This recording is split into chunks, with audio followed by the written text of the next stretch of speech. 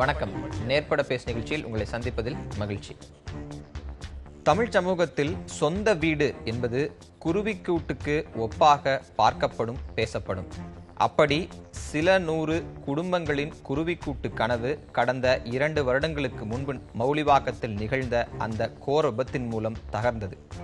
அந்த விபத்தில் 61 பேர் உயிரிழந்தனர், 20க்கும் மேற்பட்டோர் படுகாயமடைந்திருந்தனர்.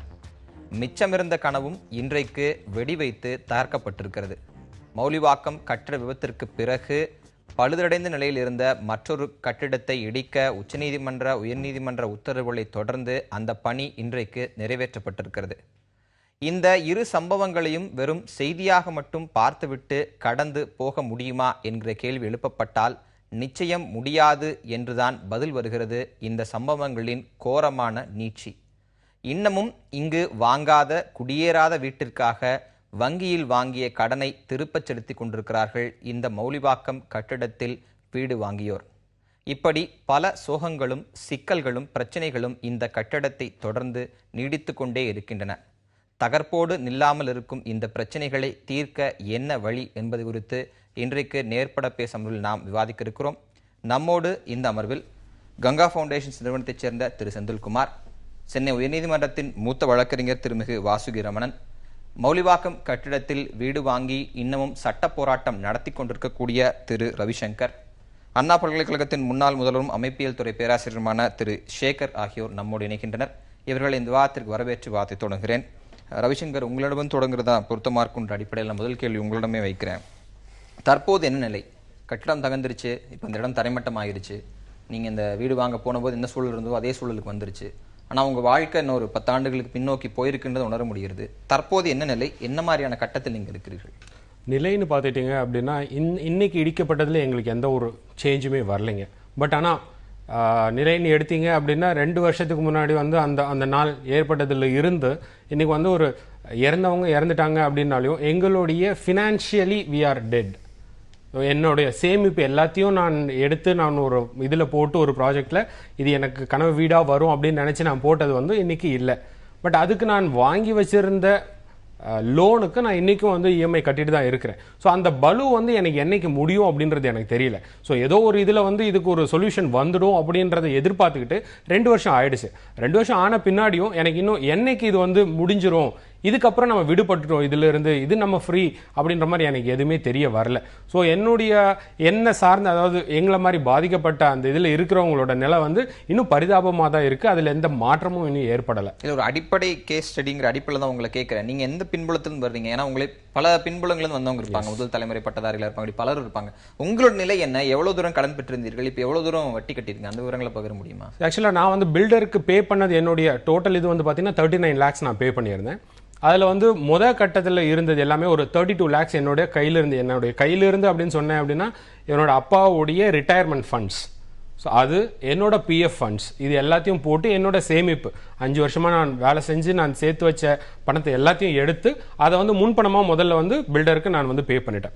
ஸோ அதுக்கப்புறம் ஒரு அரசு வங்கியில் வந்து நான் அவங்ககிட்ட இருந்து லோன் எடுத்திருந்தேன். ஸோ லோன் வந்து ஒரு 25 lakhsக்காக நான் லோன் போட்டிருந்தேன். அது வந்து step by step on finishing of ஒரு ஸ்டேஜ் முடிய அதோடைய டிஸ்பர்ஸ்மெண்ட் இருந்ததுனால எனக்கு ஃபர்ஸ்ட் டிஸ்பர்ஸ்மெண்ட் ஆயிருந்தது ஒரு 7.5 lakhs மட்டும் டிஸ்பர்ஸ் ஆயிருந்தது.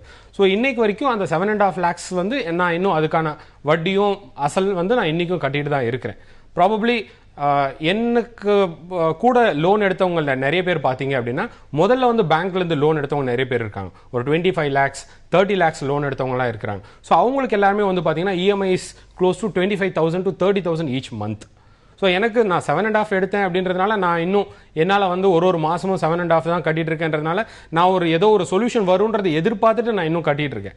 பட் நிறைய பேரால் இன்னும் அதை முடியாமல் ஸ்டாப் பண்ணவங்களுக்கு பேங்க்ஸ்ல இருந்து நோட்டீஸ், இது வந்திருக்கு. ஸோ நீங்கள் வந்து பே பண்ணணும் அப்படின்றத வந்து கேட்டு அவங்களுக்கு நோட்டீஸ் வந்தது வந்து நிறைய பேர் கட்ட முடியாமல் திகைச்சு போய் நிற்கிறோம். என்ன பண்ணுறது அப்படின்றது அடுத்த ஸ்டெப் போக முடியாமல் யார் அப்ரோச் பண்ணுறதுன்னு தெரியாமல் நாங்கள் நிற்கிறது தான் உண்மையான எண்ணிக்கை. கிட்டத்தட்ட 25 லட்சம் மொத்தமாக ஒரு 20% மட்டும் கையில் பணம் வச்சுட்டு 80% லோன் போனவங்க நிலைமைகள் வந்து மிக மிக சிக்கலாக தான் இருக்குது. ஏன்னா எனக்கு வந்து அந்த 30 lakhs போயிருந்தாலும் நான் அதுக்கான வட்டி இதுக்கு மேலே கட்டணுன்ற அவசியம் இல்லை. எனக்கு பணம் போனதுன்றது எல்லாருக்கும் ஒரே மாதிரி அமௌண்ட் தான் போயிருக்கு.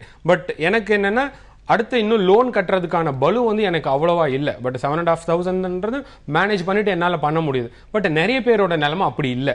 நிறைய பேர் வந்து முதல்லயே வந்து பேங்க்லேருந்து லோன் எடுத்ததுனால அவங்க வந்து இன்னைக்கு வீடு வந்துருன்ற நிலைமையில வந்து ஒரு வாடகை வீட்டில் இருந்திருக்கிறோம். இப்போ ஒரு எக்ஸாம்பிள் சொன்னோம் அப்படின்னா, ஒரு கப்புள் அவங்க வந்து 2 பேருமே ரிட்டையர்டு கப்புள் 2 பேரும் அவங்களோட டோட்டல் இன்வெஸ்ட்மெண்ட் ப்ளஸ் அவங்க வச்சிருந்த பாண்டிச்சேரியில் வச்சிருந்த ஒரு வீடு அதையும் வித்துட்டு டோட்டல் அமௌண்ட் ஒரு 60 lakhs வந்து இந்த ப்ராஜெக்ட்ல போட்டுட்டாங்க. ஸோ இன்னைக்கு அவங்க வீடும் இல்லை, அவங்களுடைய என்டையர் லைஃப் சேவிங்ஸ் அதுவும் அதில் போட்டாச்சு. ஸோ அவங்களுக்கு வந்து இன்னைக்கு சொல்யூஷனே கிடையாது. ஸோ இன்னைக்கு அதுக்கான லோனும் அவங்க பே பண்ணிக்கிட்டு இருக்கணும், ப்ளஸ் வீட்டு வாடகை அப்படின்றதும் அவங்க கட்டிக்கிட்டு இருக்கணும். ஸோ ரெண்டுத்தையும் வந்து தாங்க முடியாது ஒரு இதுவால். திரு செந்தில்குமார், கிரெடாய் போன்ற அமைப்புகள் இந்த ரியல் எஸ்டேட் விஷயங்களில் ஓரளவுக்கு சீர்படுத்தணும்னு முயற்சி செய்கிற அமைப்புகள் இந்த மௌலிவாக்கம் சம்பவத்துக்கு பிறகு பல விதிமுறைகளை கொண்டு வந்தீங்க, உங்களுக்குள்ள கட்டுப்பாடுகளை கொண்டு வந்தீங்க. ஆனால் இது போன்ற பாதிப்புக்குள்ளானவர்களுக்கான ரிலீஃப் மெஷர்ஸ், அவர்களை மீட்டெடுப்பதற்கான விஷயங்களில் உங்களை போன்ற அமைப்புகளை இன்னும் கூடுதல் கவனம் செலுத்தலைங்கிற ஒரு குற்றச்சாட்டு இருக்கு. அதை எப்படி பார்க்குறீங்க? எஸ்பெஷலி இந்த மௌலிவாக்கம் இன்சிடெண்ட்டுக்கு அப்புறமா ஒரு 1 வீக்குள்ளேயே நாங்கள் இதுக்கு வந்து ஒரு சொல்யூஷனை வந்து ஃபார்முலேட் பண்ணி அன்னைக்கு அமைச்சராக இருந்த வீட்டு வசதித்துறை அமைச்சராக இருந்தவர்கிட்டையும் நாங்கள் அதை கொண்டு போய் சேர்த்துருந்தோம். சொல்யூஷன் அப்படின்னு சொன்னால் நாங்கள் என்ன பார்த்தோம்னா, முதல்ல இதில் அன்னைக்கு இருந்த கிராவிட்டியில் வந்து உயிரிழந்தவர்களுடைய பாதிப்பு மிக அதிகமாக இருந்தது. அடுத்து காயமடைந்தவர்கள், அடுத்து இந்த கட்டிடத்துக்கு கொஞ்சமாக சம்மந்தம் இல்லாத சுற்றி இந்த இந்த பில்டிங்கை சுற்றி இருந்த ஹவுஸ் ஓனர்ஸ், அவங்களோட வீடுகளும் கொஞ்சம் பாதிப்பு ஏற்பட்டிருந்தது. அப்புறம் இங்கே ப்ராப்பர்ட்டி வாங்கின கஸ்டமர்ஸ், நாங்கள் அந்த டெவலப்பரையும் கூப்பிட்டு பேசியிருந்தோம். இப்போ எந்த டெவலப்பரோ எந்த கான்ட்ராக்டரோ இந்த பில்டிங் விழுந்தால் பரவாயில்லங்கிற எண்ணத்தில் வந்து செய்ய போகிறதில்ல. இந்த பொறுப்பு முழுக்க அந்த பில்டருக்கு இருக்குது. அவர் இஸ் ரெஸ்பான்சிபிள். அதில் வந்து எந்த மாற்றமும் இல்லை. இது ஒரு விபத்து, நடந்திருக்கக்கூடாதது, தவிர்க்கப்பட்டிருக்கக்கூடியது, நடந்தாச்சு. கிரெடாயாக நாங்கள் ஒரு அமைப்பாக, கிரெடாய் மட்டும் நான் சொல்ல மாட்டேன், இங்கே filters association, CREDAI, flat promoter association, இது வந்து ஒரு இண்டஸ்ட்ரியாக நாங்கள் பார்த்தோம். ஆஸ் அன் இண்டஸ்ட்ரி எங்களுக்கு இதில் ஒரு பொறுப்பு இருக்குதுன்னு நினச்சோம். ஆஸ் அ இண்டஸ்ட்ரியாக நாங்கள் என்ன நினச்சோன்னா, இது வந்து we should set an example of how such a disaster should be managed. இது மாதிரியான ஒரு மிகப்பெரிய விபத்து நம்ம தமிழகத்தில் இதுவரைக்கும் நடந்ததில்லை. இப்படி ஒரு மிகப்பெரிய விபத்து நடந்திருக்கிற ஒரு சூழ்நிலையில் தமிழகம் இதை எப்படி வந்து கையாளணும், இது ஒரு முன்மாதிரியாக இருக்கணும் அப்படிங்கிற அடிப்படையில் தான் நாங்கள் இதை அணுகணும். 86 அப்பார்ட்மெண்ட்ஸ் அதில் இருந்தது. 73 வாடிக்கையாளர்கள் ஏற்கனவே அதில் புக் பண்ணியிருந்தாங்க. இன்னும் 13 அப்பார்ட்மெண்ட்டுகள் புக் ஆகாமல் இருந்தது. அந்த நிறுவனர் வந்து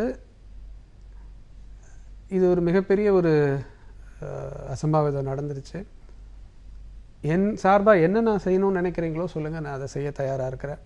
எந்த வகையிலலாம் இதோட பாதிப்பை வந்து என்னால் குறைக்க முடியுமா, நான் ரெடி, என் சொத்து வித்து எல்லாத்தையும் நான் கொடுத்துறதுக்கு தயாராக இருக்கிறேன் அப்படிங்கிற அவரும் வந்து சொல்லிட்டார். நாங்கள் ப்ராக்டிக்கலாக ஒரு சொல்யூஷன் அதுக்கு ஒர்க் அவுட் பண்ணோம். என்ன பண்ணோன்னு கேட்டிங்கன்னா, அது வந்து ஏறத்தாழ ஒரு 1 லட்சம் சதுரடி இருக்கிற கட்டுமானம். முதல் வேலையாக விபத்து நடந்த மறுநாள் நாங்கள் வந்து அண்ணா யூனிவர்சிட்டி, ஐஐடி, பெங்களூரில் இருக்கிற ஐஐஎஸ்சி, அங்கே இருக்கிற ப்ரொஃபஸர்ஸ் அழைச்சிட்டு கொண்டு போய் அங்கே இருக்கிற சாம்பிள்ஸ் எல்லாம் எடுத்து what actually went wrong in this building அப்படிங்கிறத பற்றின ஒரு ஆய்வு பண்ணோம். அதை தொடர்ந்து ஒரு எஸ்ஓபி அப்படிங்கிறது, ஸ்டாண்டர்ட் ஆப்ரேட்டிங் ப்ரொசீஜருங்கிறது ஒரு புத்தகத்தையும் உருவாக்கி, இனிமேல் கட்டுமானம் பண்ணுறவங்க யாராக இருந்தாலும் அவங்க need not be any member of CREDAI or any association. இப்போ எங்கள் வெப்சைட்டில் போய் பார்த்தீங்கன்னா அந்த எஸ்ஓபி வந்து ஃப்ரீயாக டவுன்லோட் பண்ணிக்கலாம். இனிமேல் வர விஷயத்துக்கு அது வந்து தடுப்பாக இருக்கும். நடந்த சம்பவத்துக்கு நாங்கள் என்ன ஒரு சொல்யூஷன் ஆஃபர் பண்ணோம்னாக்கா, இப்போ இந்த இன்னொரு பிளாக் டெமாலிஷ் ஆகிருக்கு இல்லையா, இது அப்பவும் நாங்கள் டெமாலிஷ் பண்ணணுங்கிறது தான் எங்களுடைய கருத்தாகவும் இருந்தது. அதை சமன்படுத்திட்டு எங்கே பில்டிங் வந்து விழுந்ததோ அதே இடத்துல திரும்ப நாம் இந்த கட்டுமானத்தை நிமித்தி காமிக்கணும். ஏன்னா சாயில் நல்லா இருக்குது, சாயில் டெஸ்ட் ரிப்போர்ட்ஸ் நல்லா இருக்குது, கண்ட்ரியில் இருக்கக்கூடிய பெஸ்ட் ஆஃப் த கன்சல்டன்ஸ் வச்சு நம்ம டிசைன் எடுத்துக்கலாம். ஐஐடி, அண்ணா யூனிவர்சிட்டி, பெங்களூர் மாதிரியான நிறுவனங்கள்லேருந்து டிசைன் எடுத்துக்கலாம். கட்டுமானத்தை வந்து எல்என்டி, ஷபூர்ஜி பாலன்ஜி போன்ற பெரிய நிறுவனங்களை வச்சு கட்டுமானத்தை பண்ணலாம். அவங்களோட பேச்சுவார்த்தை நடத்தணும். அவங்களும் வந்து நாங்கள் காஸ்ட்லியே பண்ணி தரத்துக்கு ரெடின்னு அவங்களும் சொல்லிட்டாங்க. அதுக்கான டிசைன், அதுக்கான contractor, best of the people நம்ம கையில் இருக்காங்க. இதுக்கான பணம் எங்கேருந்து வரும் அப்படிங்கிறதையும் நாங்கள் அதில் வந்து ஆய்வு செய்து கொடுத்துருந்தோம். என்ன சொல்லியிருந்தோம்னாக்கா, ஒரு அந்த நம்பர்ஸ் எல்லாம் இந்த நிகழ்ச்சியில் எனக்கு சொல்லலாமான்னு தெரியல, தேவையான ஒரு பகுதியை வந்து அந்த பில்டரே கொடுக்குறேன்னு சொன்னார். இந்த 13 அப்பார்ட்மெண்ட்ஸை வந்து இண்டஸ்ட்ரி சார்பாக நாங்கள் வாங்கிக்கிறோன்னு சொன்னோம். அதன் மூலமாக ஒரு 8 கோடி அந்த கட்டுமானத்துக்கு வரும். 18 கோடியை வச்சு முதல்ல பில்டிங்கை கட்டுவோம். மீதமுள்ள பணம் வாங்கியிருக்கிற வாடிக்கையாளர்கிட்ட இருந்து வர வேண்டியது இருக்குது. இன்னொரு 17 கோடி ரூபாய் வர வேண்டியது இருக்குது. அதை இப்போ கேட்காதீங்க, 18 கோடியை செலவு பண்ணிவிட்டு அப்புறமா கூப்பிட்டு கேளுங்க. பண்ணிங்கன்னா இந்த கட்டுமானத்துக்கு மொத்தம் 25 கோடி செலவாகும். 25 கோடி போனால் கூட கையில் ஒரு 10 கோடி லாபம் இருக்கும். அந்த லாபத்தை 3ஆக பிரிங்க. முதல் பங்கு உயிரிழந்தவங்களுக்கு கொடுங்க, 2வது பங்கு காயமடைஞ்சவங்களுக்கு கொடுங்க, 3வது பங்கு உங்ககிட்ட வட்டுமானம் வாங்கி வட்டி கட்டிகிட்டு இருக்கிற கஸ்டமர்ஸுக்கு கொடுங்கன்னு சொன்னப்போ அந்த லேண்ட் ஓனர் முழுமையாக சம்மதிச்சார், அந்த பில்டர். இப்போ வரைக்கும் இந்த திட்டத்தை நாங்கள் அன்றைக்கி இருக்க இந்த அமைச்சர்கிட்டையும் சொன்னோம். அவரும் ரொம்ப சந்தோஷப்பட்டார். உடனடியாக நீங்கள் செய்யுங்கன்னாரு. ஆனால் அந்த இடைப்பட்ட காலத்துக்குள்ளே கோர்ட் கேஸ் அப்படின்னு எல்லாம் வந்ததுனால, விஷயமும் ஜாஸ்தி பொலிட்டிசைஸ் ஆகி சென்சிட்டைஸ் ஆனதுனால எங்களால் அந்த சொல்யூஷன் வந்து இமீடியட்டாக இம்ப்ளிமெண்ட் பண்ண முடியாமல் போச்சு. இல்லை, நீங்கள் கோர்ட்டு இல்லை பொலிட்டிக்கல் ஏரியா எதுக்குள்ள இது போனாலுமே இது போன்ற தீர்வு முன்வைக்கப்படும் போது எல்லா மன்றங்களும் இது ஏற்றுக்கொள்ளப்பட வேண்டிய தீர்வாக தான் இருக்கும். இது யாரும் வந்து இதை மறுத்திட முடியாது. இப்பவும் அந்த தீர்வு அப்படியே இருக்கு. சரி, நம்ம அதை பற்றியும் பேசலாம். வாசிக்கிறோம்னா இந்த விவகாரத்தில் நான் 2 கோணங்கள்லேருந்து உங்களிடம் பதில் எதிர்பார்க்குறேன். ஒன்று, இறந்தவர்களுக்கு நீங்கள் வழக்காடினீர்கள், அவர்களுக்கான அந்த சொல்யூஷன் போய் கிடைச்சிருக்கு, நிவாரண நிதிகள்லாம் கிடைச்சிருக்கு, இன்னும் கிடைக்க வேண்டியது இருக்கின்றது. மற்றொன்று, இப்போது இந்த வீடுக்காக காத்திருப்பவர்கள், இந்த வீட்டுக்காக காத்திருப்பவர்கள் நம்ம முதல் கட்டத்தில் பேசலாம் அப்படின்னு நினைக்கிறேன். அவர் தன் பாதிப்பை சொல்கிறார், இவர் ஒரு தீர்வை சொல்கிறார். சட்டம் என்ன சொல்லுது? இவர்கள் வந்து அந்த மௌலிவாக்கம் கட்டிடத்தில் வீடு வாங்கியிருக்கிறாங்க. இப்போ வீடும் இல்லை, அந்த வீட்டுக்காக வாங்கின கடனுக்காக வட்டியும் அசலையும் செலுத்தி கஷ்டப்பட்டு கொண்டிருக்கிறார்கள். எத்தனையோ பண கஷ்டத்துக்கு நடுவே இதில் வந்து இன்வெஸ்ட் பண்ணிட்டு மனம் நொந்து போயிருக்கிறவர்கள் இருக்கிறார்கள். இந்த மாதிரியான ஒரு நிகழ்வு வந்து மிக மிக அசாதாரணமானது, மிகவும் வருந்தத்தக்க ஒன்று. ஏன்னா இப்போ ஒரு பில்டர் வந்து வீடு கட்டுறாரு, அதில் வந்து குறைகள் இருக்குமானா உடனே நுகர்வோர் நீதிமன்றத்துக்கு போகலாம். நுகர்வோர் நீதிமன்றத்துலேருந்து நமக்கு ஒரு தீர்வு கிடைக்கும். இவர்களுக்கு என்னன்னா, முழு பில்டிங்குமே நிச்சயமாக இடிச்சாக வேண்டிய கட்டாயம். இவர்களுக்கான இடம் அது, அந்த 73 பேருக்கான இடம், அந்த இடமே 1 லட்சம் சதுரடி என்று இவர் சொன்னார, அந்த இடம் முழுக்க முழுக்க இவங்களோடது. ஏன்னா அதில் வந்து 11 மாடி கட்டிடம் கட்டியிருக்காங்க. இந்த 11 மாடி கட்டிடம் வந்து கட்டுறதுக்கு அனுமதி தந்ததே பெரிய தவறு. நீங்கள் போய் பார்த்தீங்கன்னா அந்த ரோடோட அகலம் வந்து எவ்வளோ சின்னது என்று தெரியும். அந்த இடத்துல 11 மாடி கட்டிடத்திற்கு வந்து சிஎம்டிஏ அப்ரூவல் கொடுத்தது தவறு. அவர் வந்து இவர் சாயில் டெஸ்ட் பண்ணோம், என்ன நடந்திருக்கும்னு தெரியல எங்களுக்கு, அதெல்லாம் ஆராய்ச்சி பண்ணோன்னு.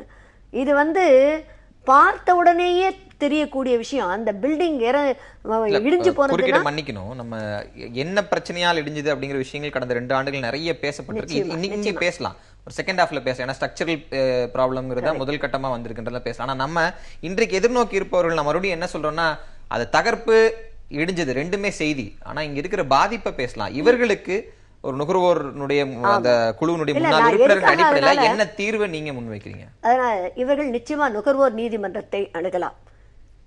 ஒவ்வொருவரும் தனித்தனியாக நுகர்வோர் நீதிமன்றத்தை அணுகினால் நிச்சயமாக தீர்வு கிடைக்கும். ஏனென்று சொன்னால் அந்த இடம் வந்து சேவை குறைபாட்டின் காரணமாகத்தான் இடிந்து விழுந்தது. அதுதான் நான் சொல்ல வந்தது. சேவை குறைபாட்டின் காரணமாகத்தான். நுகர்வோர் நீதிமன்றத்தில் எங்கேயாவது ஒரு அலட்சியம் இருக்குமானால் சேவையிலே, அல்லது நுகர்வோருக்கு பாதிப்பு ஏற்படும் வகையிலே சேவை குறைபாடு இருக்குமானால் நிச்சயமாக அவர்கள் வந்து அவர்களுக்கு தீர்வு உண்டு. அவர்களுக்கு இழப்பினை நிச்சயமாக பில்டர் வந்து சரி செய்தாக வேண்டும். அந்த விதத்தில் இவர்கள் நுகர்வோர் நீதிமன்றத்தை அணுகினால் அவர்களுக்கு அவர்கள் செலவழித்த தொகையும் மற்றும் அவர்களுக்கு வழக்கு செலவு தொகை ஓரளவுக்கும் நிச்சயமாக கிடைக்கும். இல்ல அவர் சொல்றாரு இல்லையா, நாம வந்து கிரெடாய்ங்கிற அமைப்பு வந்து இன்னைக்கு இருக்கிறது ரியல் எஸ்டேட்ல மிக முக்கியமான அமைப்பு. இவர்களை போன்ற அமைப்புகள்லாம் வந்து ஒரு அவுட் ஆஃப் கோர்ட் செட்டில்மெண்ட்டுக்கு முதல்லயே தயாராக இருந்தோம். ஆனா இது கோர்ட்டு கேஸ் அரசியல் ரீதியாக இது பேசப்பட்ட காரணத்தினால்தான் இது தள்ளி போயிருக்கு. இன்னைக்கு இந்த தீர்வு என்பது காத்திருக்கு அப்படின்னு அவர் சொல்றாருல. இந்த தீர்வை நீதிமன்றத்திற்கு எடுத்து சென்று அங்க மென்ஷன் பண்ணும்போது இப்படி ஒரு சாத்தியக்கூறுகளுக்கு நீதிமன்றம் ஒப்புதல் கொடுக்கறதுக்கு வாய்ப்பு இருக்குன்னு நினைக்கிறீங்களா? சட்டம் அதுக்கு இடம் அளிக்கும்னு நினைக்கிறீங்களா? நிச்சயமா சட்டம் இடம் கொடுக்கும். ஏனென்று சொன்னால் ஒரு அவுட் சைட் கோர்ட் செட்டில்மெண்ட் பண்ணுவதற்கு என்பதற்கு நிச்சயமாக எத்தனையோ முன்னுதாரணங்கள் இருக்கின்றன. நீதிமன்றங்கள் எல்லாமே வந்து விரைவாக வழக்குகளை முடிக்க வேண்டும் என்பது உறுதியாக இருக்கிறார்கள். இந்த வந்து சட்டப்பூர்வமான தீர்வு இவர்களுக்கு கிடைக்கணும்னா அந்த பில்டரை இன்வால்வ் பண்ணி இந்த கிரெடாய் அமைப்போ இல்லை இவர் சொன்ன எந்த அமைப்போ, அது எனக்கு சரியான பெயரை எனக்கு அவர் சுட்டிக்காட்டினால் சரி நன்றாக இருக்கும். அவர்கள் வந்து ஒரு மெமரண்டம் ஆஃப் அண்டர்ஸ்டாண்டிங் MOU என்று ஒன்றை போட்டுக்கொண்டு அதில் அவரை கட்டுப்படுத்தி பில்டரை வந்து அவர் தான் பொறுப்பேற்றுக் கொள்கிறேன் என்று சொன்னதை அவர் எழுத்து மூலமாக தந்து இவர்களையும் சாட்சியமாக சேர்த்து ஒவ்வொருவருக்கும் அவர்களுடைய இடத்திற்கான அவர்களுடைய பிளாட்டுக்கான அவர்கள் செலுத்திய தொகை அவர்கள் வட்டியுடன் கிடைக்கும்படி வழிவகை செய்ய தயாராக இருந்தால் நிச்சயமாக சட்டம் அதை ஏற்றுக்கொள்ளும். எல்லா இடத்திலுமே மாண்புமிகு நீதியரசர்கள் எல்லாம் சொல்லுவது எல்லாமே இப்படிப்பட்ட தீர்வுகளுக்கு நீதிமன்றம் தயாராக இருக்கிறது என்பதுதான். தொடர்ந்து பேசலாம். திரு சேகர், திரு செந்தில்குமார் சொல்றது போல அதுல ரெண்டு விஷயத்தை நான் பாக்குறேன். ஒன்று, நமக்கு இருக்கக்கூடிய இந்த சென்டிமெண்டல் வேல்யூஸ், இப்படி ஒரு 2 விபத்து பெருசா நடந்த போது மீண்டும் அங்க வீடு கட்டணுமா வைக்கணுமாங்கிறது அந்த வீடு வாங்குற அவர்களுடைய முடிவுக்கு விட்டுறலாம், நம்ம அதை பற்றி இங்க விவாதிக்க வேண்டாம். ஆனா அதுக்கான புவியியல் சாத்தியக்கூறுகள் எப்படி இருக்கு? இந்த மண்ணுடைய தன்மை, இப்படி ஒரு விபத்து நடந்த பிறகு மறுபடியும் இப்ப தகர்த்திருக்காங்க, வெடி மருந்துகள்லாம் பயன்படுத்தியிருக்காங்க. அவர் சொல்ற மாதிரி அதை மட்டம் பண்ணி சில சமன்படுத்தி விட்டு மீண்டும் அங்க கட்டடம் கட்டுவதற்கெல்லாம் சாத்தியக்கூறுகள் இருக்கா? நிச்சயமா செய்யலாம். அதுல ஒன்றும் இது ப்ராப்ளமே இல்லை. ஏன்னாக்கா நீங்கள் புதுசாக செய்யும் பொழுது எகைன் ஒரு சாயில் டெஸ்ட்டோ எல்லாம் பண்ணிவிட்டு அதற்கு தேவையான அடித்தளம் அதை நீங்கள் கொடுத்து தான் பண்ண போகிறீங்க. அதனால் வந்து ஆல்ரெடி பில்டிங் இருந்தது விழுந்ததுன்ற கவலையே தேவையில்லை நமக்கு. அதனால் புதுசாக செய்கின்ற பொழுது நம்ம அந்த இடத்துலையே வந்து கட்டடம் கட்டுறதுல அது அந்த ஒரு இதுவும் இல்லை. ஆனால் என்ன ஒரு முக்கியமான விஷயம் மனசில் கொள்ளணும்னா, என்ன பாதிப்புகள்னு நமக்கு வந்து அந்த அறிக்கைகள் 2 குழுக்கள் அதை வந்து ஆய்வு செஞ்சால் கூட அந்த அறிக்கைகள் நமக்கு முழுசாக தெரியாது.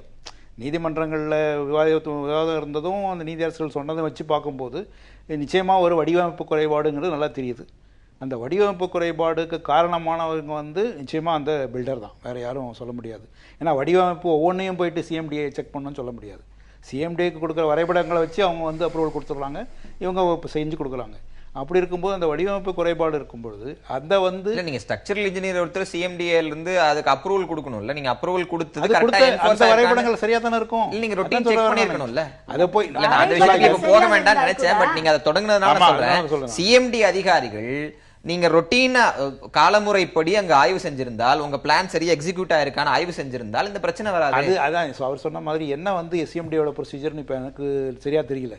அந்த வழிமுறை ஒவ்வொரு கட்டிடத்தையும் போய் CMDA பார்க்கணும்னா நிச்சயமா முடியாது. அவங்களுக்கு இருக்க அதிகாரிகளை வச்சுட்டு நடைமுறையில சாத்தியம் இல்லை. அதனால வந்து ஒரு ட்ரஸ்ட் அவங்க கொடுக்குற அந்த வரைபடங்கள் மூலம் தான் பண்றாங்கன்றது ஒரு நமக்கு தெரியணும். அது CMDயோட ரோல் என்னவா இருக்கும்? CMDA ரோல் முதல்ல பிளான் கொடுக்கிறேன், அந்த பிளானை வந்து நான் ஓவர்லுக் பண்ணி வேற ஒரு பிளான்ல கன்ஸ்ட்ரக்ட் பண்றேன்னா என்னை கண்காணிக்க வேண்டிய பொறுப்பு யாருக்கு இருக்கு? CMDAக்கு இருக்கா, மாநகராட்சிக்கு இருக்கா, இல்ல அரசுக்கு இருக்கா? யாருக்கு இருக்கு? மல்டி ஸ்டோரி பில்டிங் பொறுத்தவரை CMDAக்கு தான் இருக்கு. அப்ப அவர்கள் தான் அதாவது ஒரு பீரியாடிக்கல் இன்ஸ்பெக்ஷன் சொல்லலாம். ஆனா நீங்க வந்து அதுக்காக ஒவ்வொரு நிலையிலும் போய் பார்த்துட்டு இருக்கிறதுன்றது அவங்களால முடியாது. இல்ல திரு சேகர், நம்ம அதை எப்படி ஏத்துக்கிறதுன்னு தெரியல. ஒவ்வொரு நிலை இல்ல, இந்த கட்டிடம் இடிந்து விழுகும் போது அது வந்து வானுயர நின்ற ஒரு நிலை. அந்த நிலையில கூட நீங்க ஸ்ட்ரக்சரல் பேஸை வந்து செக் பண்ண மாட்டேன், அதுல ரொட்டீன் செக் கொடுக்க மாட்டேன். என்ன சொல்ல போனா அதுக்கு சர்டிபிகேட் கொடுத்த அந்த இன்ஜினியர் அந்த காலகட்டங்கள்ல ரிசைன் பண்றாரு. நான் கொடுத்தது இது கிடையாது, நான் இது கொடுக்க மாட்டேன்னு சொன்னேன். பிறகு வேறொருத்தரோட ரெகுலரா அந்த கட்டடத்துக்கு கொடுக்க வேண்டிய ஸ்ட்ரக்சரல் இன்ஜினியர் அந்த கையில திடல. இப்படி அதுல பல விஷயங்கள் வந்து CMDAவுடைய ரோலை கேட்டே ஆகணுங்கிறது தான். CMDAக்குள்ள நீங்க குறுக்கிட்டீங்க, ஒரே நிமிஷம் அவர் குறுக்கிட்டாரு. CMDAவோட நடைமுறை பத்தி கேட்டிருந்தீங்க இல்லையா? இன்னைக்கு என்ன நடைமுறைனா 1971 town and country planning act பிரகாரம் தரைத்தளம் மற்றும் தரை +2 தளங்களுக்கான கட்டிட அனுமதியும் வரைபட திட்ட அனுமதி கட்டிட அனுமதி ரெண்டுமே வந்து லோக்கல் பாடியில் கொடுக்கலாம். ஸ்பெஷல் பில்டிங்னு சொல்லக்கூடிய தரை ப்ளஸ் 3 அடுக்குகள் அல்லது மல்டி ஸ்டோரி பில்டிங், இந்த மாதிரி பில்டிங்கான பிளானிங் பர்மிஷன் கொடுக்கக்கூடிய ஒரு அதிகாரம் வந்து சிஎம்டே கிட்ட இருக்குது. மறுபடியும் அவங்கக்கிட்ட வந்து திட்ட அனுமதி கொடுக்குற அதிகாரம் தான் இருக்கே தவிர கட்டிடத்துக்கான அனுமதி மறுபடியும் நீங்கள் வந்து லோக்கல் பாடியில் தான் வாங்கணும். இன்றைக்கி இருக்கிற சட்டத்தின் அடிப்படையில் கட்டுமானத்தோட தரத்தை சரிபார்க்க வேண்டிய அதிகாரங்கிறது வந்து லோக்கல் பாடிஸ் கிட்ட இருக்குது. இப்போ லோக்கல் பாடிஸ்ன்னு சொல்லும்போது பார்த்திங்கன்னா சென்னை நகரத்துக்குள்ள கார்ப்பரேஷன் லிமிட்ஸில் இருக்கும். வெளியில் வந்து பஞ்சாயத்து லிமிட்ஸில் வந்து ஒரு பஞ்சாயத்து தலைவர்கிட்ட இருக்குது அந்த பவர்ஸ். பழைய காலத்தில் இந்த சட்டம் இயற்றப்பட்ட போது 1932 டவுன் அண்ட் கண்ட்ரி பிளானிங் ஆக்டாக இருக்கட்டும், 1971 வந்த போதும் இருக்கட்டும், அப்போ வந்து இன்றைக்கி இருக்கிற அளவுக்கு கட்டிடங்களுடைய அளவுகளோ எண்ணிக்கைகளோ கட்டுமானங்களுடைய டெக்னாலஜியோ அப்போ கிடையாது. அப்போ வந்து ஒரு பஞ்சாயத்து தலைவர்கிட்ட அந்த ஒரு பவர்ஸை கொடுத்தீங்கன்னா அவருக்கு வந்து அதுக்கான அவேர்னஸ் இருக்கும், நாலேஜ் இருக்கும், அவரால் செய்ய முடியும். இன்றைக்கு இருக்கிற ஒரு சூழ்நிலையில் ஒரு மல்டி ஸ்டோரி பில்டிங்கோ ஒரு ஸ்பெஷல் பில்டிங்கோ நம்ம கட்டப்படும் போது அந்த கட்டுமானத்துக்கான எல்லா வரைபடங்களும் கட்டுமானத்துக்கான டெக்னிக்கல் ஆஸ்பெக்ட்ஸ் எல்லாம் சரியாக இருக்கான்னு சரிபார்க்கக்கூடிய அந்த டெக்னிக்கல் நோ ஹவ்வே அந்த லோக்கல் பாடியில் இருக்கக்கூடிய அத்தாரிட்டிஸ்க்கு கிடையாது. இன்னைக்கு இருக்கக்கூடிய நடைமுறை செய்யப்பட வேண்டிய மாற்றத்தை நீங்க சொல்றதை நான் புரிஞ்சுக்கிறேன். ஆனா என் கேள்வி, இத்தனை எஃப்எஸ்ஐ, இத்தனை அடி ரோடு இருக்கிற இதுல இத்தனை எஃப்எஸ்ஐல தான் அந்த பில்டிங் இருக்கணும், ஃப்ளோர் ஸ்பேஸ் இண்டெக்ஸ் இருக்கணும் அப்படின்னு சொல்லும்போது அதை மீறினால் லாக் அண்ட் சீல் பண்றதோ இல்ல வந்து இடிக்கிறதோ சிஎம்டிஏ செய்யறாங்க. டி நகர்ல தொடங்கி பல இடங்கள் நம்ம உதாரணங்களை பார்த்திருக்கோம். அப்ப அதுக்கு ஒரு பவர், நீங்க அந்த பேஸ்ல இருந்து அது டெவலப் ஆகி வரும்போது அதை மானிட்டர் பண்றதுக்கு எங்களுக்கு பவர் இல்ல அப்படின்னு சொல்றதை எப்படி புரிஞ்சுக்கிறது? சட்டத்திட்டமே அவ்வளவு குழப்பமா இருக்கு. இன்னைக்கு சட்டத்திட்டம் அப்படிதான் இருக்கு. நம்ம whether we like it or not, இன்னைக்கு இருக்கிற சட்டம் என்ன இருக்குன்னா அதுக்கான திட்ட அனுமதி கொடுக்குற அதிகாரம் சிஎம்டே கிட்டையும் அதை நடைமுறைப்படுத்துகிற செயல்படுத்துறதை சரியாக செயல்படுத்தியிருக்காங்களான்னு பார்க்கக்கூடிய அதிகாரத்தை லோக்கல் பாடி கிட்டையும் தான் கொடுத்து வச்சுருக்காங்க. இந்த சட்டத்தில் இருக்கிற ஒரு கேப் இதை வந்து நாம் ரிஃபைன் பண்ணி ஆகணும். அட்லீஸ்ட் இது மாதிரியான ஒரு பேரிடருக்கு பின்னாடியாவது இந்த குறைபாடுகளால் நீக்கி கிரவுண்ட்+3 கிரவுண்ட்+2 ஸ்ட்ரக்சர் வரைக்கும் லோக்கல் பாடிக்கும், கிரவுண்ட்+3க்கு மேலே உள்ள ஸ்ட்ரக்சர்ஸுக்கு திட்ட அனுமதியாக இருக்கட்டும் கட்டிட அனுமதியாக இருக்கட்டும் ரெண்டுமே சிஎம்டே தான் தரணும். அப்படி கொடுக்கும்போது சிஎம்டிஏ தான் அதை வெரிஃபை பண்ண வேண்டிய அதிகாரமும் பொறுப்பும் அவங்கள தான் சேரும். அப்படிங்கிற ஒரு மாற்றத்தை நம்ம கொண்டு வந்தால் அப்ரூவல் கொடுக்குறவங்க தான் வெரிஃபை பண்ணணுங்கிற ஒரு திட்ட அமைப்பு இருக்கும்போது அந்த இம்ப்ளிகேஷன்ஸ் வந்து பெட்டராக இருக்கும். அதை இம்ப்ளிமெண்ட் பண்ண முடியாது. லோக்கல் பாடி சார் சொல்ற மாதிரி லோக்கல் பாடி செக் பண்ணோம்னா லோக்கல் பாடி செக் பண்ணலாம் இல்லையா? நீங்க சொல்றீங்க கார்பரேஷன் லோக்கல் பாடி செக் பண்றதுக்கு கார்பரேஷன் நீங்க சொன்ன கார்பரேஷன்ல கூட ஒரு டவுன் பிளானிங் ஆஃபீஸர் இருப்பாரு, சிவில் இன்ஜினியர்ஸ் இருப்பாங்க, செக் பண்ணலாம். ஆனா அது பஞ்சாயத்து அளவில் இருக்கும்போது யார் பண்றாங்க அப்படின்னு அதை கேட்கிறாரு. சட்டத்தில் கூடிய சிக்கலை யதார்த்தமா பதிவு பண்றாரு. அதை பற்றி நம்ம பேசலாம். ஒரு இடைவேளை எடுத்து இடைவேளைக்கு பிறகு பேசுவோம். இந்த 2 ஆண்டுகள்ல நிறைய தீர்வுகளை நீங்க கடந்து வந்திருப்பீங்க. தீர்வுகள், யோசனைகள், பல நூறு விஷயங்கள் உங்களுக்கு சொல்லப்பட்டிருக்கலாம். ஆனா மையமாக எது நீங்க அதிகம் உங்களை போன்ற பாதிக்கப்பட்டவர்களுடைய அசோசியேஷன் விவாதிக்கிறது? எந்த தீர்வு உங்களுக்கு நெருக்கமானதாக இருக்கிறது? உங்கள் தேவை என்ன? தீர்வு அப்படின்னு பார்த்தோம் அப்படின்னா மேடம் சொன்ன மாதிரி நாங்கள் வந்து கன்சியூமர் ஃபோரம்க்கு நாங்கள் எடுத்துகிட்டு போயிருக்கிறோம். நாங்கள் பாதிக்கப்பட்ட எல்லாருமே சேர்ந்து ஒரு அசோசியேஷனாக ஃபார்ம் பண்ணி, ஏன்னா இண்டிவிஜுவலாக ஒவ்வொருத்தரும் போய் ஃபைட் பண்ணுறதுக்கு பதிலாக எல்லாரும் பாதிக்கப்பட்டவங்க எல்லாமே சேர்ந்து ஒரு அசோசியேஷனாக ஃபார்ம் பண்ணி அந்த அசோசியேஷன் மூலியமாக பாதிக்கப்பட்ட எல்லாருக்கும் நிவாரணம் வரணும் அப்படின்றதுக்காக நம்ம வந்து நேஷனல் கன்சியூமர் ஃபோரமில் நாங்கள் எங்களுடைய கேஸை இது பண்ணியிருக்கோம்.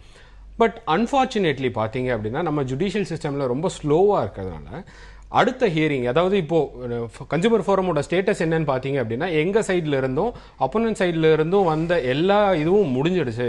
அடுத்த hearing is scheduled on 27/2017 which is like 3 years, அதாவது 3 வருஷம் கழிச்சு தான் இதுக்கான ஹியரிங் அடுத்த ஹியரிங்கே வரப்போகுது. ஸோ அடுத்த ஹியரிங்கில் என்ன வரப்போகுது அப்படின்றது யாருக்குமே தெரியாது. 3 வருஷமும் நான் தாண்டி வர்றது ஒரு நாள் ஒரு மாதமும் அந்த இஎம்ஐ டேட்டுன்றது வந்ததுக்கு அப்புறம் நான் தாண்டி அது 3 வருஷம் வந்ததுக்கு அப்புறமும் என்ன வரும்ன்றது எனக்கு தெரியாது.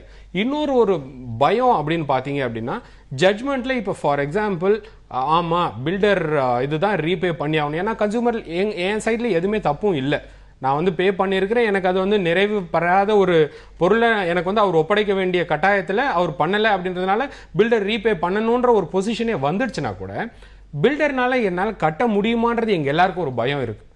ஏன்னா நாங்கள் முதல்ல கோர்ட்டுக்கு போகிறதுக்கு முன்னாடி we had a discussion with the builder. We asked him, can you support us? எங்களுக்கு திரும்ப இதுக்கு வந்து இழப்பீடு உங்களால் இது பண்ணிட முடியுமா அப்படின்னும் போது அவர் என்கிட்ட அவ்வளோ சக்தி இல்லைங்க, என்னால் பண்ண முடியாது அப்படின்ட்டார். இது எதுவுமே இல்லாததுனால தான் நாங்கள் வந்து கன்சூமர் ஃபோரம்க்கு நாங்கள் போனோம். போனதுக்கான அடிப்படை காரணம் என்ன அப்படின்னா, அப்படி போறதுனால கவர்மெண்ட் வந்து நம்மளுக்கு சப்போர்ட் பண்ணும் ஏதாவது ஒரு விதத்துல அப்படின்றது தான். இன்னைக்கு நாளைக்கு வந்து ஜட்ஜ்மெண்ட் வந்துடுச்சு, ஆனா வந்து பில்டர்கிட்ட பணம் இல்லை அப்படின்னு சொல்லிட்டாரு அப்படின்னா எங்க எல்லாருக்கும் அது வந்து ஜட்ஜ்மெண்ட்டை வச்சுட்டு என்னுடைய பணத்தை வந்து யாரும் கட்ட முடியாது. நான் தான் அதுக்கு கட்டி ஆகணும். எனக்கு தேவைன்றது நான் என்ன செலுத்தணும்னோ அதை எனக்கு திருப்பி கொடுத்துருங்க, அதை தான் நான் கேட்டுட்டு இருக்கேன். ஸோ இதுக்கு கவர்மெண்ட் வந்து இன்வால்வ் ஆகணும். கவர்மெண்ட் இன்வால்வ் ஆகாம பில்டரோட ஃபால்ட் தான், பில்டர் அதனால தான் ரீபே பண்ணணும் அப்படின்ற மாதிரி அதிலே இருந்தோம் அப்படின்னா இன்னைக்கு அப்ரூவல் கொடுத்த சிஎம்டிஏ தான் இன்னைக்கு அந்த பில்டிங்கும் இடிச்சிருங்க அப்படின்ற மாதிரி செய்யும். ஸோ அவங்க சைட்ல எல்லாமே அவங்கவுங்க வேலை எல்லாமே நடந்துகிட்டு தான் இருக்கு. பட் என்னோட கஷ்டம், அதாவது எங்களோட கஷ்டத்தை வந்து யாருமே அதை பகிர்ந்து பார்க்கல. அது என்னுடைய இடத்துல இருந்து வந்து பார்த்தா தான் என்னோட வழி என்னன்றது அவங்களுக்கு தெரியும். அதை யாராவது எடுத்துக்கணும் அப்படின்றது எங்க எல்லாருடைய அபிப்பிராயம். அது ரொம்ப லேட் ஆகிறதுக்கு முன்னாடி யாராவது அதை வந்து சீக்கிரம் அதுக்கு வந்து ஒரு சொல்யூஷன் கொடுக்கணும். சிஎம்டிஏ அரசு இருவரிடம் இந்த கூடுதல் பொறுப்பு வேண்டும் கண்டிப்பா கோரிக்கை நீங்க கண்டிப்பாக இது ரொம்ப நியாயமான கோரிக்கை. ஏன்னா அப்ரூவல் கொடுத்த சிஎம்டி அதிகாரிகள் என்ன செய்யப்பட்டார்கள் என்ற கேள்வி இங்கும் என்ற இடங்களிலும் கேட்கப்பட்டு கொண்டே வருகின்றன. அந்த ஸ்ட்ரக்சரல் பேஸ் அதுக்கப்புறம் மானிட்டர் பண்ணாங்களா பண்ணலையா, சட்டத்தில் இருக்கா இல்லையாங்கிறத தாண்டி இடிய போவதுன்னு தெரிஞ்ச கட்டடத்துக்கு எப்படி அனுமதி கொடுத்தது, அங்க எந்த அளவுக்கு லஞ்சமும் மற்ற விஷயங்கள் விளையாடிதுன்றதை பேசுவோம். இவர் செந்தில்குமார் சொன்ன போன்ற அதே இடத்தில் மீண்டும் ஒரு கட்டிடம் அப்படிங்கறத எல்லாரும் உணர்வுபூர்வமாக ஏற்றுக்கொள்றதுக்கு வாய்ப்பு இருக்கு. அவங்க அசோசியேஷன் இல்ல, அதுல நிறைய பேருக்கு அதுல வந்து டிஃபரன்ஸ் ஆஃப் ஒப்பீனியன் இருக்கும் சார். ஏன்னா அதுல வந்து ஒரு எங்களுக்காக வீடு கட்டின 61 பேர் அதே இடத்துல இறந்துருக்காங்க. இன்னும் சொல்ல போனா பில்டிங் விழுந்த அன்னைக்கு 2 மணி நேரத்துக்கு முன்னாடி நான் அதே பில்டிங்ல இருக்கிறேன். 8th ஃப்ளோர்ல நான் எடுத்திருந்த ஃப்ளோர்ல போயிட்டு இங்க என்ன டைல்ஸ் இருக்கணும், டிவி எங்க வைக்கணும், அந்த மாதிரி ஒரு மூலையும் ஒரு இடத்தையும் நான் வந்து பார்த்துட்டு அங்கிருந்து வரேன். ஸோ அன்னைக்கு இறங்கி வந்தப்போ அன்னைக்கு வந்து சம்பள நாள். ஸோ அதனால எல்லாருமே ஒர்க்கர்ஸ் எல்லாருமே வந்து கூடியிருந்தாங்க சம்பளம் வாங்குறதுக்காக. ஸோ அன்னைக்கு நான் பார்த்துருக்கேன் எல்லாரையும். அன்னைக்கு இறந்துட்டாங்க அப்படின்ற அதில் வந்தவங்க எல்லாரையுமே அன்னைக்கு நான் அன்னைக்கு இறங்கி வந்து கீழே கிரவுண்ட் ஃப்ளோரில் வந்தப்போ நான் எல்லாரையும் பார்த்துருக்கிறேன். ஸோ அப்படி இருக்கையில் அந்த மனசு வந்து எல்லாருக்கும் இருக்கும். ஸோ அந்த இடத்துல இத்தனை பேர் இறந்து இருக்கிறாங்க, அவங்களோட இது இருக்கும் அப்படின்ற ஒரு அன்ஆஸ்பீஷியஸ் சென்டிமெண்ட் அப்படின்றது வந்து எல்லாருக்கும் இருக்கும். அதை தாண்டி நான் அதே இடத்துக்கு வீட்டுக்கு போவேனான்றது வந்து எல்லாரும் ஒத்துப்பாங்களான்றது வந்து எனக்கு தெரிஞ்சு டிஃபிகல்ட் தாங்க. திரு சேகர், யாரை பொறுப்பாக்குவது அப்படின்னா சிஎம்டியை தான் முதல்ல வந்து நிற்கிறது, யாரும் மறுக்க முடியாது. இவர்கள் சொல்வது போன்று இவர்கள் நிதி தேவையை பூர்த்தி செய்வதற்கு பல யோசனைகள் முன்வைக்கப்பட்டாலும் அது ஃபைனலா அந்த பில்டர் அந்த கட்டுமான உரிமையாளரிடம் போய் தான் நிக்குது. அவரால் அவருடைய சக்திக்கு மீறி அது முடியாது, இருக்கிற சொத்தெல்லாம் வித்து கொடுத்தா கூட முடியாது. அப்படிங்கும் போது அந்த மீதி தொகையை யார் நிரப்ப முடியும், யாரால் செய்ய வேண்டும் நினைக்கிறீங்க? இதுல வந்து அக்கௌண்டபிலிட்டின்னு பார்க்கணும். ஒரு அக்கௌண்டபிலிட்டி யாருக்கு இருக்கு, இந்த ஒரு இன்சிடென்ட்டை ஸ்பெஷலாக எடுத்துகிட்டு பார்க்கணும். எனக்கு இவங்க வந்து வழக்கிலேயே அந்த மாதிரி கொண்டு போகணும்னு நினைக்கிறேன். நான் வழக்கு போனால் கூட அந்த வழக்கிலேயே இவங்க வந்து பில்டரை மட்டுமே சொல்லிட்டு இருக்கலாமல் எல்லாரையுமே உள்ளே கொண்டு வந்துடணும். அந்த அக்கௌண்டபிலிட்டின்னு வரும்போது நீங்கள் சொன்ன மாதிரி முதல்ல அந்த அனுமதி கொடுத்ததுலேருந்து அதை சரியாக வந்து இன்ஸ்பெக்ட் பண்ணாத காரணத்தினால. ஏன்னா இதில் ஒரு முக்கியமான விஷயம் என்னென்னா, நீங்கள் வந்து கட்டிட அளவு அந்த விட்டங்கள் அந்த அளவு தூண்களோட அளவு இல்லைன்னா என்ன மாதிரி கம்பி போட்டால் என்ன மெட்டீரியலை தாண்டி ஒரு 2 மாடியை அதிகமாக கட்டுறாங்கன்னா அது நிச்சயமாக எல்லோரும் பார்த்துருக்கணும். அது வந்து தெரியாதுன்னு சொல்ல முடியாது. அதை வந்து கட்டாயம் பார்த்துருக்கணும், அப்பயே அப்ஜெக்ட் பண்ணியிருக்கணும், ஏன் பண்ணுறாங்க அப்படின்னு நிறுத்தியிருக்கலாம். ஸோ இதெல்லாம் மீறி இருக்குது, என்ன காரணங்கள்ன்றது நமக்கு தெரியாது. ஸோ அதனால் அந்த அக்கௌண்டபிலிட்டின்னு வரும்பொழுது இப்போ நிச்சயமாக பில்டரோடு சேர்ந்து இதற்காக அனுமதி வழங்கி இப்பொழுது இவ்வளவு நேரம் இதை கொண்டு வந்து அதையே வந்து ஆணையிட்டு ஒரு கட்டிடத்தை தகர்க்கணும் போது அரசும் அதில் வந்து பொறுப்பேற்க வேண்டும். இதை வந்து அதே போல் வங்கிகள் கடன் தராங்க, அந்த கடனை வந்து திருப்பி வாங்குறாங்கன்றது ஓகே, அது வந்து நார்மல் சர்க்கம்ஸ்டன்சஸ். இந்த மாதிரி ரொம்ப ரேரஸ்ட் ஆஃப் ரேர் அக்கரன்சஸ் இருக்கும்பொழுது நிச்சயமாக வங்கிகள் வந்து they should apply their mind. சும்மா எனக்கு தெரியாது என் ரூல் தான் அப்படின்னு பேசிகிட்டு இருக்க முடியாது. ஸோ அவங்க வங்கிகள் வந்து இந்த மாதிரி நேரத்தில் தே கேன் ஸ்டாப் தட், கொஞ்ச நாள் நிறுத்தி வைக்கலாம், என்ன பண்ணலாம் அப்படின்னு பண்ணலாம். அது ஒன்றும் பெரிய விஷயம் கிடையாது. எவ்வளோ வாரா கடன்களில் போகுது, நாட்டை விட்டு ஓடுற கடன் நிறையா இருக்குது. அப்படி இருக்கின்ற பொழுது இந்த ஒரு சில கோடிகளை வந்து வங்கிகள் விடுறதால ஒன்றும் பெரிய விஷயம் இல்லை போகிறதில்ல. இதை வந்து ரொம்ப சிம்பிளாக வந்து இதை தான் வாசிக்கிறோம். உங்களோட வங்கிகளுக்கு இப்படி ஒரு ஸ்பெஷல் அக்கேஷன், ஒரு ஸ்பெஷல் அக்கேஷன்ற வார்த்தை எப்படி வேணாலும் புரிஞ்சுக்கலாம். ஒரு டிசாஸ்டர்ஸ் சிச்சுவேஷன் அப்படின்ற இடத்துல இந்த நிதியை தாங்களாகவே முடிவெடுத்து தள்ளுபடி செய்வதற்கோ இல்ல பிறகு கட்டிக்கொள்வதற்கோ இல்ல ஒரு டைம் கொடுக்கறதுக்கோ வாய்ப்புகள் இருக்கா? வங்கி சட்டங்கள் அதற்கு அனுமதிக்குதா? இல்ல, வங்கி சட்டங்கள்ல இதுல வந்து அனுமதி இருப்பதற்கு வாய்ப்புகள் மிக குறைவு. ஆனாலும் வங்கிகள் வந்து இதை வந்து ஒரு இந்த பிரச்சனையை வந்து ஒரு ரேரஸ்ட் ஆஃப் ரேர் அக்கேஷன் என்ற விதத்துல பார்த்து இவங்க வாங்கிய கடன்கள் வந்து வட்டியுடன் தள்ளுபடி செய்வதோ அல்லது ஏதோ மினிமமாக ஓரளவுக்கு மட்டும் பெற்றுக்கொண்டு மற்றதை தள்ளுபடி செய்வதோ அவர்கள் லோக் அதாலத் மக்கள் நீதிமன்றத்திலே வங்கிகளை ஒரு பார்ட்டியாக சேர்த்து இவர்கள் ஒரு வழக்கினை தொடுத்து அதை லோக் அதாலத் மக்கள் நீதிமன்றத்தின் முன்னால் கொண்டு வந்து அதில் சட்டத்து அதன் மூலமா ஒரு நீதிமன்ற உத்தரவு இருந்தால் வங்கிகளால் செய்ய முடியும். தானாக அவர்களுக்கு சூமோட்டோவா அவர்கள் தள்ளுபடி செய்வது என்பது அவர்கள் நிறைய பேருக்கு ஆர்பிஐக்கெல்லாம் பதில் சொல்ல வேண்டி இருக்கும். அதனால இதை வந்து இவங்க வந்து உடனே ஒரு நீதிமன்றம் மூலமாக வங்கியில வந்து இவர் ஒரு கடன் செலுத்துவரா, எனக்கு வந்து இந்த கடனை வட்டியுடன் அசலையும் தள்ளுபடி செய்ய வேண்டும், ஏனென்று சொன்னால் நான் அந்த வீட்டு பேர்ல தான் கடன் வாங்கியிருந்தேன் என்று முறையீடு செய்து வங்கியை ஒரு பார்ட்டியாக சேர்த்து அந்த இடத்துல லோக் அதாலத்திற்கு அதை மக்கள் நீதிமன்றத்திற்கு அதை ரெஃபர் செய்து அந்த காலகட்டத்திலே நிச்சயமாக அதை தள்ளுபடி செய்வதற்கு வாய்ப்பு உண்டு. ரவிசங்கர், நம்ம தொடர்ந்து பேசலாம். ரவிசங்கர், உங்களுடைய பிரேயர்ஸ்ல இதுக்கு நீங்க நீதிமன்றங்களை வைத்த பிரேயர்ஸ்ல இதை மென்ஷன் பண்ணிருக்கீங்களா? இதை மென்ஷன் பண்ணிருக்கோம். அதுக்கு நீதிமன்றம் என்ன சொல்லிருக்காங்க? நீதிமன்றத்திலிருந்து இன்னும் நான் சொன்ன மாதிரி ஜட்ஜ்மெண்ட்ஸ் மாதிரி எதுவும் வரல. ஆனா நீதிமன்றத்துக்கு போறதுக்கு முன்னாடி கூட பேங்க்ஸ் நாங்க அப்ரோச் பண்ணியிருந்தோம். நாங்க இத்தனைக்கும் டோட்டலா வேவ் ஆஃப் பண்ணாதீங்க, எங்களோட இன்ட்ரெஸ்ட் பார்ட்டியாவது நீங்க இது பண்ணுங்க அப்படின்ற அந்த ரிக்வெஸ்ட் கூட நான் வச்சு பார்த்துட்டோம். அதுக்கு கூட யாருமே வந்து நீதிமன்றத்துல நுகர்வோர் நீதிமன்றத்துல வங்கிகள் வராது. அதாவது நுகர்வோர் நீதிமன்றம்னா சேவை வந்து ஒரு கட்டணத்தை பெற்றுக்கொண்டு சேவை புரிபவர்களுக்கு மட்டும்தான் நுகர்வோர் நீதிமன்றம்.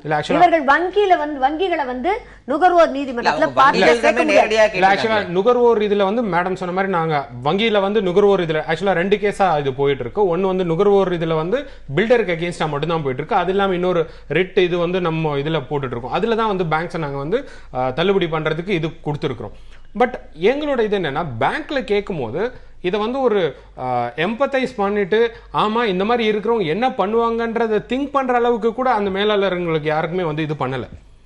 அவங்க எல்லாருக்குமே வந்து அவங்களோட இதுல வந்து எவ்வளவு என்பிஎஸ் வந்துரும், இதை வந்து நான் எப்படி இது பண்ணணும் இண்டிவிஜுவலா பேசுறாங்க. சார் நீங்க எப்படியாவது கஷ்டப்பட்டு நீங்க பண்ணிடுங்க அப்படின்னு தான் சொல்றாங்களே தவிர, ஆமா இந்த மாதிரி இருந்தா நீங்க என்ன பண்ணுவீங்க அப்படின்னு நமக்கு ஒரு நிலைமை இது வந்திருந்ததுன்னா நான் என்ன பண்ணிருப்பேன் அப்படின்ற அளவுக்கு யாருமே திங்க் பண்றதில்ல. இதை நாங்கள் அப்ரோச் பண்ணிட்டேன். நான் என்னோட பேங்க்ஸ்ல இருக்கு எங்க இதுல இருக்கிற எல்லாருமே இந்த மாதிரி ஒரு லெட்டர்ஸ் கொடுத்துட்டு இந்த மாதிரி கஷ்டம், இந்த மாதிரி ஒரு அன்ஃபோர்சீன் இதுல வந்து இந்த மாதிரி ஆயிருக்கு, அதனால நீங்க ஏதாவது பண்ணணும் அப்படின்னு கேட்டதுல there was no response. இல்ல 2 வருடங்கள் ஓடிவிட்டது. இவங்க வீடு வாங்கி இவர்கள் பணத்தையும் இழந்து வீட்டையும் இழந்திருக்காங்க. இவர்களுக்கு ஒரு மானிட்டரி சொல்யூஷன் நிச்சயமா கிடைக்கணும். இதுல என்னன்னா வழக்கறிஞரா உங்கள்ட்ட ஒரு புரிதலுக்காக கேட்கிறேன். இப்போ இதெல்லாம் கிட்டத்தட்ட மார்க்கெட் அப்படிங்கிற மாதிரி சொத்தை வைத்து கொடுக்கிறது அப்படிங்கிற அடிப்படையில தான் இது போன்ற கடன்கள் கொடுக்கப்படுகின்றன. இங்க சொத்தே இல்லையே. அப்போ ஒருவேளை இந்த வழக்கு இருக்குது, நம்மளுடைய நீதி பரிபாலன முறைகள்ல இந்த வழக்கு இழுத்து கொண்டு போகிறது, ஒருவர் இவரே எடுத்துக்கலாமே 7.5 லட்சங்கிறது சீக்கிரமா முடிஞ்சிற ஒரு அமௌண்ட். ஒரு காலகட்டத்தில் அது முடிஞ்சிருதுன்னா வங்கிகள் அதை எப்படி கணக்கில் வைத்துக் கொள்வார்கள்? என்ன பொருள் அவர்களிடம் இருக்கும்? வங்கிகள் ஒருவேளை திருப்பி செலுத்தாதவர்கள் எப்படி போய் கேட்பாங்க? எந்த அடிப்படையில் வங்கிகள் அந்த கடனை வசூல் பண்ணிட்டு இருக்காங்க? இல்ல வங்கிகளுக்கு வந்து இவர்கள் கடன் வாங்கிய அந்த பத்திரங்கள்லாம் இருக்கிறது, செக்யூரிட்டின்ற விதத்துல வந்து அந்த பிளாட்டே தான் இது பண்ணியிருக்காங்க. இப்ப பிளாட் இல்லாததுனால அவங்களால அந்த பிளாட்டை வந்து ஆக்ஷனுக்கு கொண்டு வருதோ அந்த மாதிரியான எந்த விதமான நடவடிக்கைகளும் எடுக்க முடியாது. ஆனாலும் அவர்கள் வந்து இவங்களுக்கு வந்து ஒரு பிரஷர் கொடுத்துக்கிட்டு தான் இருப்பாங்க.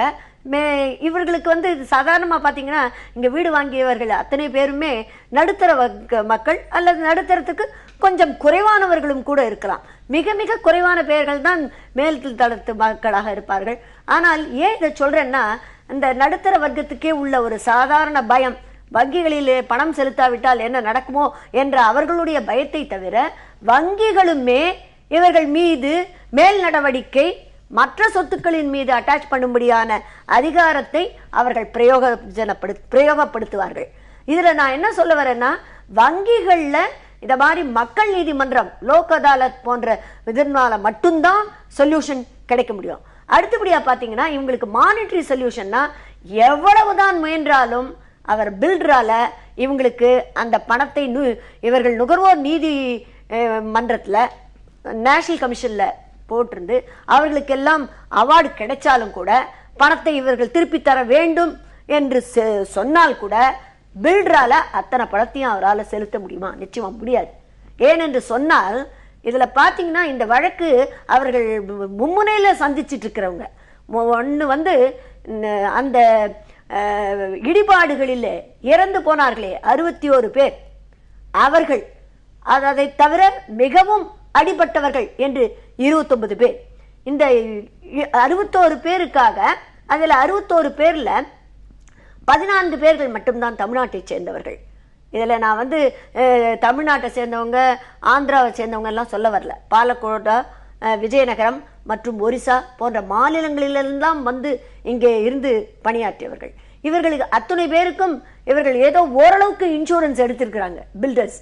அதனால் இவர்களுக்கு வந்து தீர்வு கிடைக்கும்படி நாங்கள் வந்து DCL, deputy commissioner of labour இடத்துல வழக்கு நடத்தி கொண்டிருக்கிறோம்.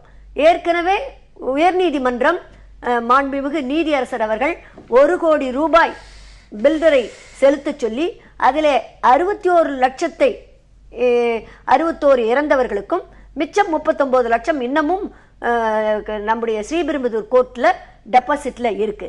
இப்ப இவங்களுக்கு மானிட்டரி சொல்யூஷன் தரணும்னா அரசும் பொறுப்பேற்க வேண்டும்.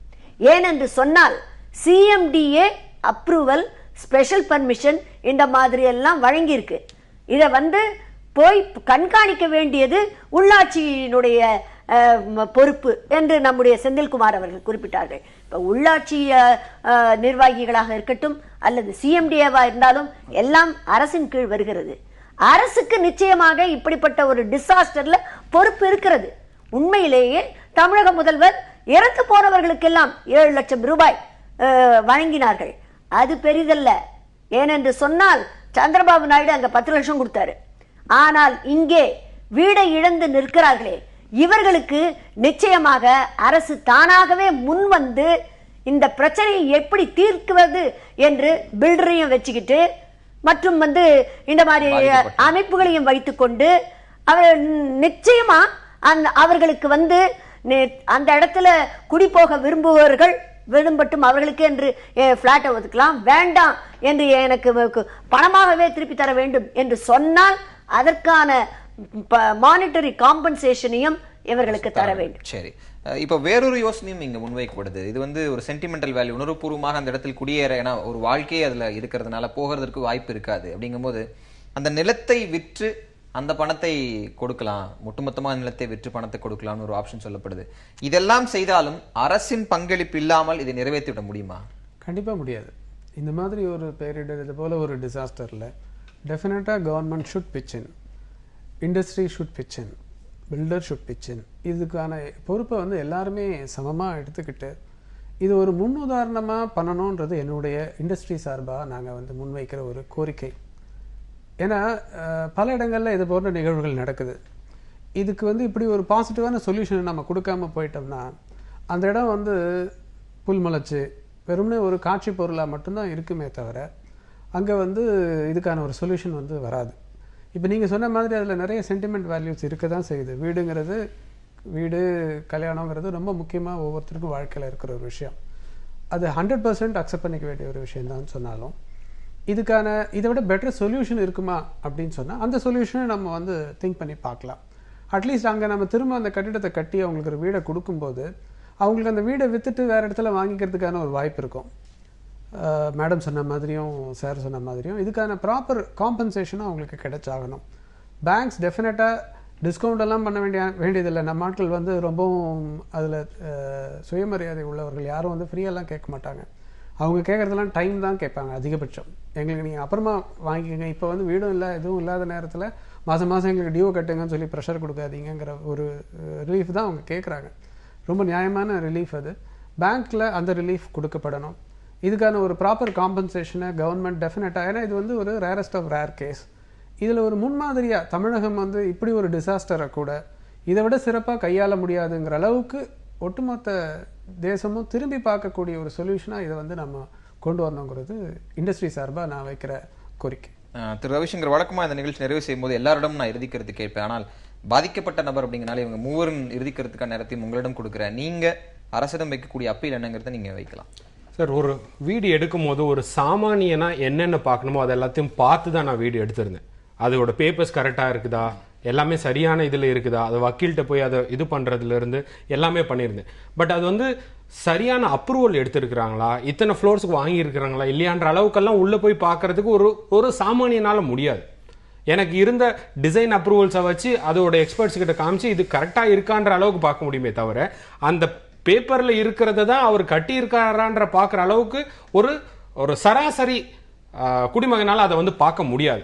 அப்படி இருக்கையில் எல்லாமே இன்வெஸ்ட் பண்ணியிருக்கிற எல்லாருமே வந்து அந்த மாதிரி ஒரு ரகத்துல இருந்தா வந்து எடுத்துருக்கோம். யாருமே வந்து எக்ஸ்பர்ட்டா இருந்து தெரிஞ்சும் நம்ம வந்து அதில் இது பண்ணி போகல.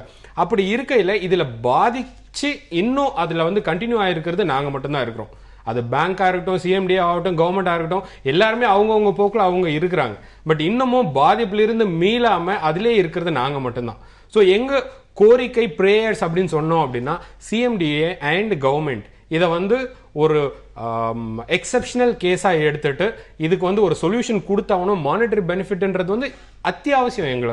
எங்களுடைய நிலைமையில இருந்து புரிஞ்சுட்டு ஆமா இவங்களுக்கு வந்து பண்றது வந்து சரிதான் அப்படின்றத எடுத்துட்டு அவங்க எங்களுக்கு சப்போர்ட் பண்ணணும் அப்படின்றது எங்க எல்லாருடைய கோரிக்கை, வேண்டுகோள். இதுல ஒரு குறுக்கீடு செய்யணும். நான் என்னன்னா, பாதிக்கப்பட்டவர் இவர் மட்டும்தான். ஆனா உண்மையில 61 குடும்பங்கள் தங்களுடைய தலைவனை இழந்து இருக்கின்றன.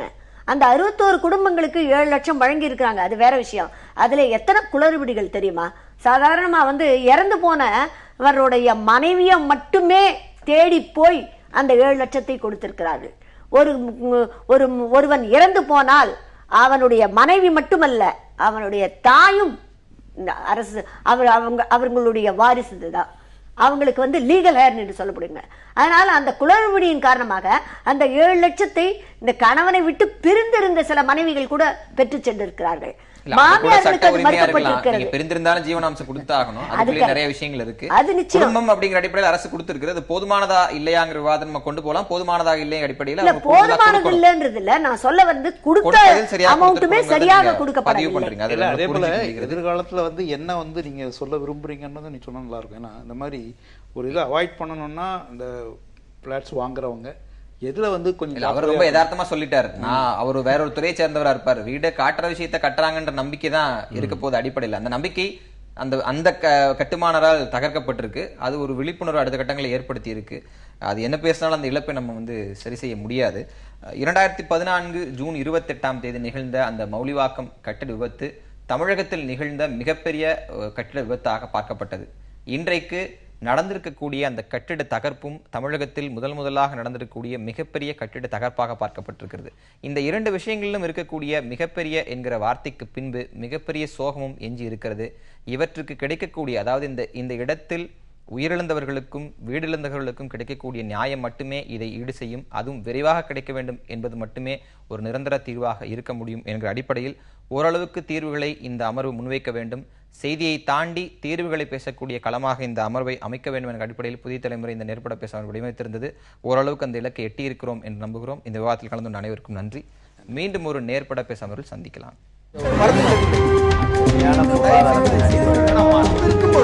எதிர்த்து பேசிட்டு